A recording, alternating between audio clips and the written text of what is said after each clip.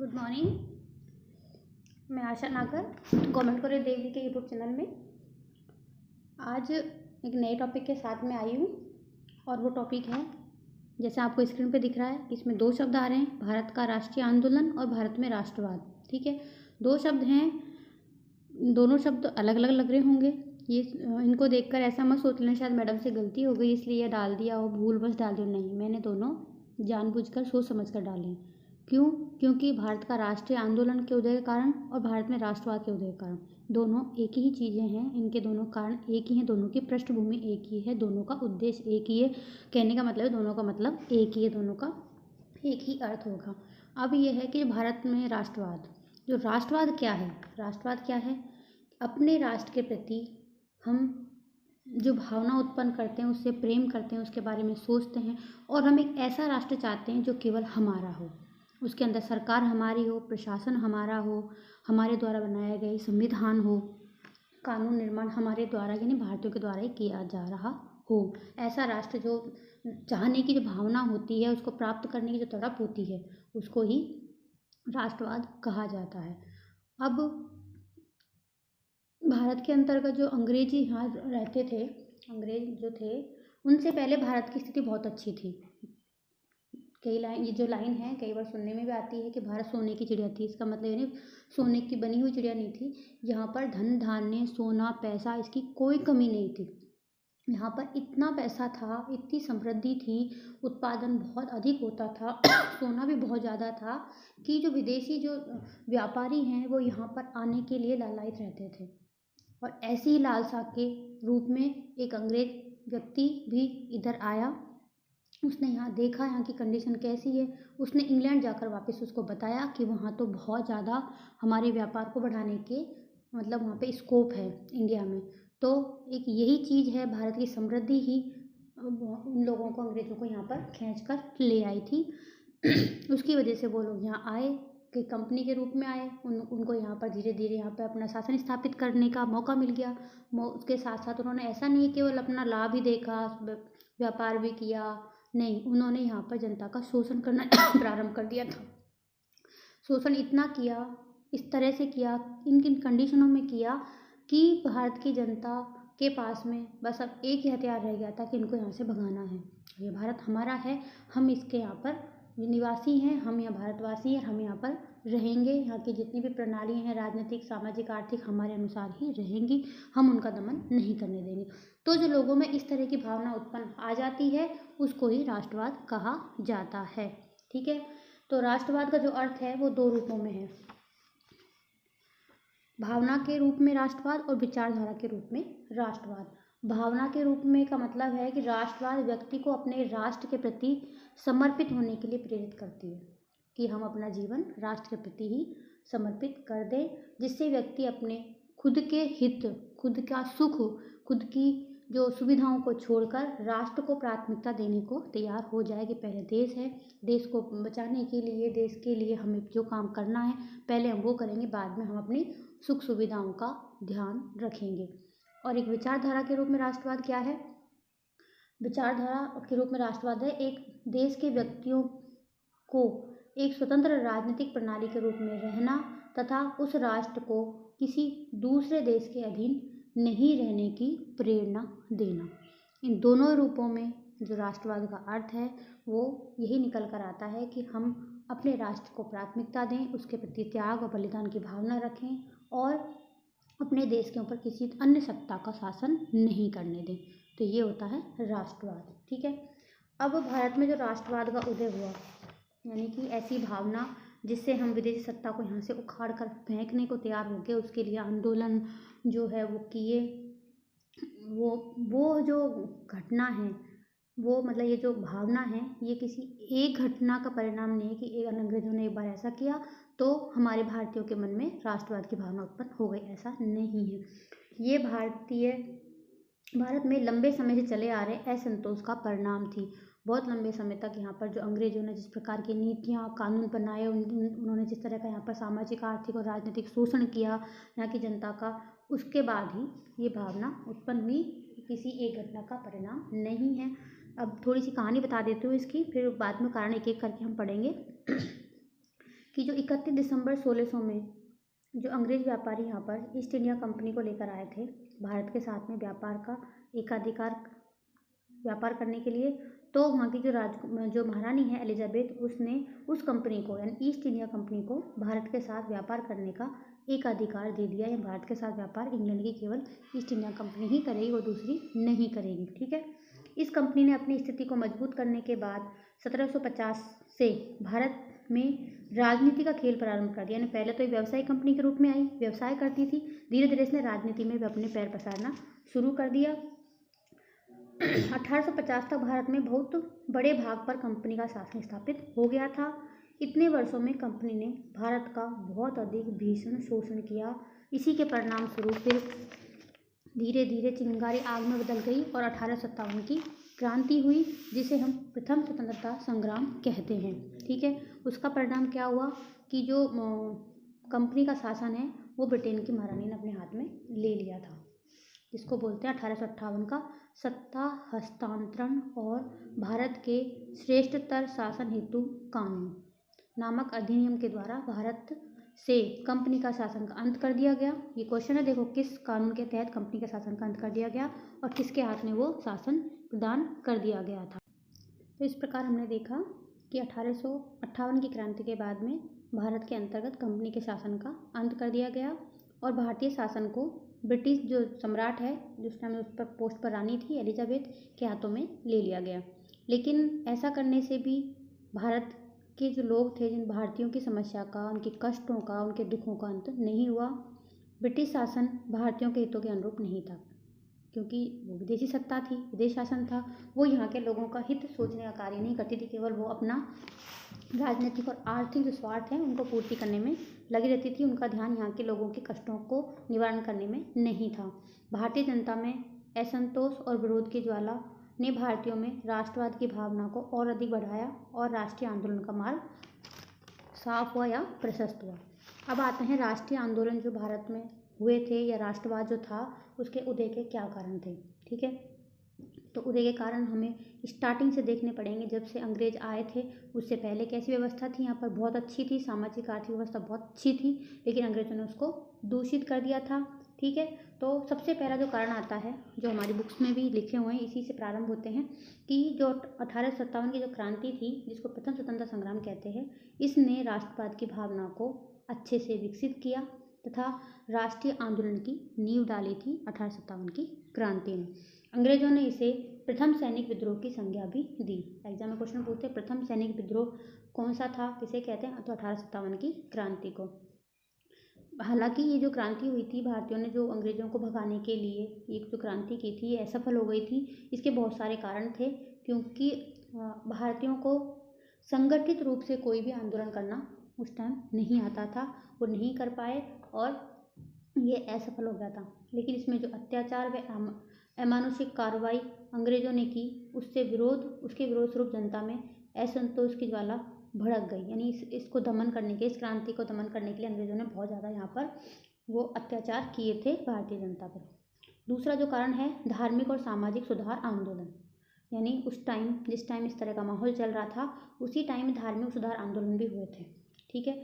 उन सुधार आंदोलनों ने धर्म व समाज में व्याप्त बुराइयों को दूर किया और दूसरी ओर भारत में जो राष्ट्रीयता की भावभूमि तैयार करने में भूमिका निभाई थी। ऐसे आंदोलनों में कौन कौन से आंदोलन थे? ब्रह्म समाज, Arya Samaj, Ramakrishna mission, theosophical society आदि थे।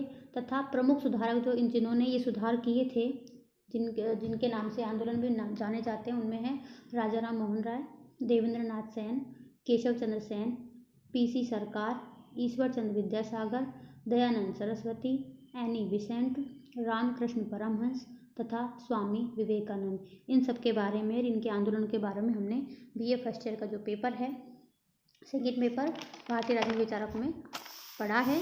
तो वहाँ पर इनको ज़्यादा यहाँ पर विस्तार समझाने की इतनी मुझे आवश्यकता नहीं लगती है। आप लोगों ने अभी थोड़े दिन पहले इसको पढ़ा है। इन आंदोलनों ने भारत के लोगों में सामाजिक बुराइयों को दूर कर और उनका प्रभाव अपने ऊपर न पड़ के देश के प्रति सोचने की भावना को जागृत किया था। इसी के साथ इसी टाइम मुस्लिम सुधार जो आंदोलन थे, मुस्लिम सुधारवादी आंदोलन भी हुए थे, ठीक है। इनमें से अहमद बरेली का बहावी आंदोलन हुआ था, जिसने लोगों में ब्रिटिश विरोधी भावना जागृत की। सर सैयद अहमद खां ने अलीगढ़ आंदोलन का संचालन किया। सर मोहम्मद इकबाल ने सारे जहां से अच्छा हिंदोस्तां हमारा के माध्यम से भारतीय राष्ट्रवाद की भावना को विकसित किया, ठीक है। ऐतिहासिक अनुसंधान, यानी इसी समय हमारे जो भारतीय सभ्यता संस्कृति के बारे में भारतीय विदेशी लोगों ने अनुसंधान करना प्रारंभ कर दिया था।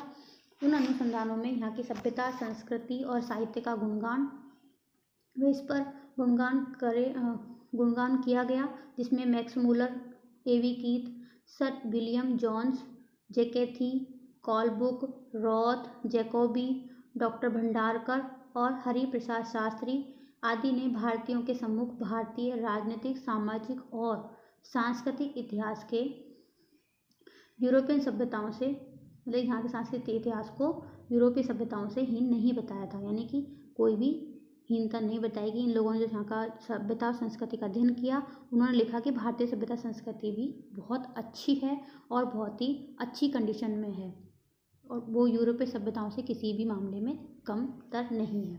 इस संदर्भ में मजूमदार कहते हैं कि ये जो अनुसंधान हुए थे, ये अनुसंधान भारतीयों के हृदय में चेतना तथा जागृति उत्पन्न करने में असफल नहीं हो सकता था, जिसके परिणाम स्वरूप उनके हृदय में देशभक्ति तथा राष्ट्रता की भावना भर गई थी। अगला जो कारण है, जो प्रमुख कारण है, जिसको हम एक तरह से तात्कालिक कारण भी कह सकते हैं, जिसकी वजह जनता में पहले के जो जितने भी कारण थे वो और ध्यान में रख के इन कारणों के साथ में दुगना रोष उत्पन्न हो गया और उन्होंने अपने आगे बस एक ही रास्ता दिखा उनको कि हमें इनको अंग्रेजों को यहाँ से किसी भी कंडीशन में भगाना है, चाहे मरो या चाहे करो का जो कंडीशन थी, वैसी कंडीशन यहाँ पर इनके सामने उपस्थित हो गई थी, ठीक है। ब्रिटिश शासन की दमनात्मक नीतियाँ, ठीक है।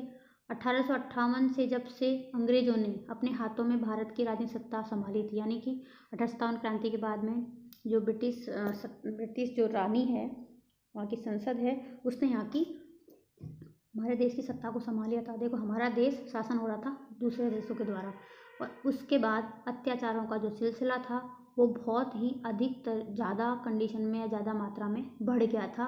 इससे भारतीयों के मन में इतना अधिक असंतोष और आक्रोश पैदा हुआ, जो लास्ट में या अनंततः राष्ट्रीय आंदोलन के रूप में फूट पड़ा, यानी गुबार था लोगों के मन में, वो एक साथ ही फूट पड़ा। अंग्रेजों के इस दमनकारी नीति में सबसे ज़्यादा जो अत्याचारी शासक माना कह सकते हैं जिसको है, जिसकी नीतियाँ बहुत ज़्यादा दमनकारी थी, वो है लॉर्ड लिटन। ये लिटन की जो दमनकारी नीतियों का एग्जाम पूछते हैं, लिटन की दमनकारी नीतियाँ कौन कौन सी थी, आपको स्क्रीन पे दिख ही रही हैं कि दिल्ली का विशाल दरबार, इंडियन सिविल सर्विस में आयु को घटाना, vernaculars press act, arms act, Bharat का आर्थिक शोषण, ये सब तो इसी के ही समय में इसी के द्वारा ही किए गए थे, ठीक है। दिल्ली दरबार का आयोजन किस लिए किया गया था? रानी विक्टोरिया थी, 1 जनवरी 1877 को यहाँ आने वाली थी, ठीक है। उसको भारत की महारानी घोषित करने के लिए, यानी कि विक्टोरिया को भारत की महारानी घोषित करने के लिए यहाँ पर एक बहुत बड़ा समारोह आयोजित करना था, ठीक है। इसमें पानी की तरह पैसा बहाया गया और ऐसे ही टाइम में भारत के अंदर बहुत बुरी कंडीशन थी, दक्षिण में अकाल पड़ा हुआ था, तो भारतीयों को मन में विचार पैदा हुए, यानी कि अंग्रेजों ने जो भी कार्य किए उनसे नुकसान और फायदे दोनों हुए भारत को। अच्छी बात क्या हुई कि अंग्रेजों के प्रति आवाज़ उठाना की भावना का उनका कि अब हमें आवाज़ उठानी पड़ेगी, हम तो यहाँ भूखे मर रहे हैं, अकाल से प्यासे मर रहे हैं और ये लोग पानी की तरह पैसे को बहा रहे हैं। और दूसरा, वो उन्होंने क्या सीखा इस दरबार से, ठीक है, कि जब राजा की शान में हम इतने लोगों को इकट्ठा कर सकते हैं, तो क्या अत्याचारी शासक का यहाँ पर अंत करने के लिए हम भारतीय इतना इकट्ठे नहीं हो सकते? तो ऐसी भावना उनके मन में उत्पन्न हुई और उनको एक रास्ता दिखा कि मतलब कारण तो दमनात्मक है, लेकिन हमें उसमें एक रोशनी मिली, एक उम्मीद की किरण मिली कि हम ऐसा कर सकते हैं, ठीक है। दूसरा था कि जो यहाँ उस समय ICS की जो एग्ज़ाम होते थे, इंडियन सिविल सर्विस की, उसमें 21 वर्ष के जो व्यक्ति को प्रवेश दिया जाता था, लेकिन अंग्रेजों ने इसको जानबूझकर घटा के 19 वर्ष कर दिया। अब हमारे भारत में 19 वर्ष का कोई भी व्यक्ति अपनी पढ़ाई पूरी करके इसकी जो योग्यता है उस तक नहीं पहुंच पाता था, ठीक है। अंग्रेज़ों का उद्देश्य तो ये था कि भारतीय इस परीक्षा से वंचित रहें, लेकिन जिसका भारतीयों ने विरोध भी किया था और इसने भारत में एकता को बल दिया, क्योंकि जो पढ़े लिखे वर्ग था और जो इस परीक्षा में जाना चाहता था उनमें रोष उत्पन्न हो गया था। वर्नाकुलर प्रेस एक्ट, ये छोटे छोटे से एक्ट हैं जिनको एग्जाम में अलग से पूछते हैं। वर्नाक्यूलर प्रेस एक्ट क्या था? ये 1878 में लिटन ने पारित किया था। इसमें क्या था कि भारतीय जो समाचार पत्र हैं उन पर रोक लगा दी गई थी, प्रतिबंध लगा दिया गया था। इसका परिणाम क्या हुआ? इसका विरोध किया, परिणाम स्वरूप लॉर्ड रिपन, देखो ऊपर लिटन ने इसको समाचार पत्रों पर प्रतिबंध लगाया, उसके लिए लॉर्ड रिपन ने इसे वापस ले लिया। इससे भारतीयों में क्या भावना का विकास हुआ कि यदि उचित राष्ट्रीय मांग करें तो बड़े से बड़े शासकों को झुकना पड़ता है। यानी रिपन ने उसको वर्नाकुलर प्रेस एक्ट को वापस ले लिया, यानी कि जो अत्याचारी शासक था लिटन वो भी उसके सामने झुक गया था। तो ये चीज़ यहाँ से हमने अच्छी सीखी कि अगर हमारे राष्ट्र के लिए हम अच्छी मांगे करें, उचित मांगे, राष्ट्रीय मांगे सामने आए तो बड़े बड़े शासक भी उनके आगे झुक जाते हैं, उनको झुकना पड़ता है। ठीक है। आर्म्स एक्ट 1878 में भारत शस्त्र अधिनियम लागू किया था लिटन ने। इसका उद्देश्य क्या था? भारतीयों को निहत्ता करना, यानी भारतीयों के पास में कोई हथियार नहीं होगा, यानी भारतीय बिना लाइसेंस के हथियार नहीं रख सकते और नहीं उनका व्यापार कर सकते हैं। इसके लिए आर्म्स एक्ट पारित किया था लिटन ने कि कोई भी बिना लाइसेंस के हथियार नहीं खरीद सकता, नहीं उनका व्यापार कर सकता है। इसी समय अफगान में युद्ध हो गया था। ठीक है। लिटन ने साम्राज्यवादी नीति अपनाते हुए अफगान पर आक्रमण किया, जिससे भारत को काफ़ी आर्थिक नुकसान हुआ था। तो जब हमको नुकसान होता है तो हमें हमारा गुस्सा और बढ़ता है, हमारा आक्रोश और बढ़ता है। तो इसने भी आग में घी डालने जैसा ही काम किया था। और भारत का आर्थिक शोषण तो इसने बहुत ज़्यादा किया था। अंग्रेज़ों के व्यापारिक हितों को पूरा करने के लिए, उनके हितों की रक्षा करने के लिए लिटन ने क्या किया? विदेशी जो सूती कपड़े हैं, विदेश से सूती कपड़े जो बनकर आते थे उन पर आयात कर हटा दिया था, यानी कि वो यहाँ आएंगे तो कोई टैक्स यहाँ पर नहीं लिया जाएगा। इसका परिणाम क्या हुआ? जो हमारे उद्योग थे उनके बने हुए कपड़े ज़्यादा महंगे थे, पब्लिक उनको नहीं खरीद पाती थी। तो भारत के जो कुटीर उद्योग थे उन पर, उद्योगों पर काफ़ी प्रतिकूल प्रभाव पड़ा था। इन सब दमनकारी नीतियों से भारत में जो असंतोष की लहर पैदा हुई उसने राष्ट्रवाद की भावना को पूरे जोर के साथ में विकसित किया था। ठीक है। अब आता है यातायात और संचार के साधनों का विकास। देखो, यातायात और संचार के साधनों का विकास अंग्रेजों ने अपने लाभ के लिए किया, लेकिन उससे हमें भी क्या लाभ हुआ, हमें भी क्या उससे अच्छी चीज़ें मिली, वो हमें इसमें दोनों में लिखनी कि अंग्रेजों ने खुद के लाभ के लिए इन चीज़ों को किया, जिससे कि वहाँ से सैनिक और व्यापारिक हित की सामग्री आसानी से ली जा सके और ले जाई जा सके। ठीक है। भारतीयों को क्या लाभ हुआ? किससे? भारतीय संचार के जो साधन वो उनसे और यातायात के साधनों से एक दूसरे के नज़दीक आने लग गए। अपनी बात को पहुंचाने के लिए विचारों का आदान प्रदान आसानी से होगा। जो छुआछूत की भावना बिना यातायात के साधनों के ज़्यादा बढ़ती जा रही थी वो समाप्त होने लगी थी। लोग बाग एक दूसरे से मिलने लग गए, एक दूसरे को समझने लग गए थे। ठीक है। राष्ट्रीय आंदोलन के नेता पूरे भारत में आसानी से जनता से राष्ट्रवाद की भावना, जनता में राष्ट्रवाद की भावना का प्रचार कर सकते थे, उनका प्रचार करने में तेजी भी आई थी। ठीक है। इसी जो यातायात के साधनों, संचार के साधनों के महत्व पर गुरु मुख निहाल सिंह ने कहा था कि आवागमन के साधनों ने विशाल देश को एकता के सूत्र में गूंथकर भौगोलिक एकता को सुदृढ़ता प्रदान की है। यानी कि इससे भौगोलिक एकता और लोगों के मनों के जो बीच दूरियां थी वो और एक दूसरे संपर्क नहीं कर पाने के कारण जो हमारी बात को हम नहीं पहुंचा पाते थे उन सबका इससे समाधान हो गया था। ठीक है। अगला है पाश्चात्य अंग्रेजी शिक्षा और संस्कृति। देखो, अंग्रेजों ने हमेशा यहाँ पर कूटनीति खेली, हमेशा यहाँ पर फूट डालो राजनीति करने की जो है उनकी पॉलिसी रही थी। उन्होंने यहाँ पर क्या किया? अंग्रेजी शिक्षा को प्रारंभ कर दिया। ठीक है। और उसका उद्देश्य उनके पीछे क्या था कि भारत में ऐसे लोग पैदा करना चाहते थे वो जो शरीर से तो भारतीय हों, खून से भारतीय हों, यानी फिजिकली भारतीय हों, लेकिन मन, बुद्धि, दिमाग, सोच से वो अंग्रेज या अंग्रेजी शिक्षा वाले हों। ऐसे ही यहाँ पर एक वर्ग पैदा करना चाहते थे। ठीक है। उन्होंने ऐसा किया भी। इसके पीछे उनका क्या उद्देश्य था? जिससे उनको कम पैसों में अच्छे व्यक्ति अपने कार्यों करने के लिए प्राप्त हो जाएं, ठीक है। लेकिन इससे केवल अंग्रेजों को लाभ नहीं हुआ, इस शिक्षा से और उनकी जो अंग्रेजी संस्कृति से भारतीयों को भी लाभ हुआ। क्या लाभ हुआ कि अंग्रेजी शिक्षा यहाँ पे आई तो वो अंग्रेजी साहित्य पढ़ने लगे, अंग्रेजी समझने लगे, ये लोग क्या बोलते हैं क्या नहीं बोलते हैं उनको समझने लगे। इनका अंग्रेजी शिक्षा के लिए लोग जब वहाँ जाते थे विदेश में या इंग्लैंड में, वहाँ पर वहाँ के जो लेखक हैं, वहाँ के जो राजनीतिक विचारक हैं, उनका साहित्य उनका विचार पढ़ा, जैसे कि लॉक, बेंथम, मिल, मॉन्टेस्क्यू, रूसो, स्पेंसर के विचार पढ़े। उनको पढ़कर उनमें स्वतंत्रता, राष्ट्रीयता और स्वराज की भावनाओं का संचार हुआ। भारतीय स्वतंत्रता व अधिकारों की प्राप्ति को, इससे क्या हुआ भारत में कि हम भी स्वतंत्रता प्राप्त कर सकते हैं, हम भी अधिकारों की प्राप्ति कर सकते हैं, इसके लिए तड़पने लगे। एक भाषा के प्रचलन में सभी लोग आसानी से राजनीतिक, सामाजिक और आर्थिक, वैज्ञानिक महत्व के प्रश्नों पर विचार विमर्श करने लग गए थे, ठीक है। तो ये सब जो कारण हैं वो हम आगे भी अगले वीडियो में बताएंगे। आज के लिए इतना ही।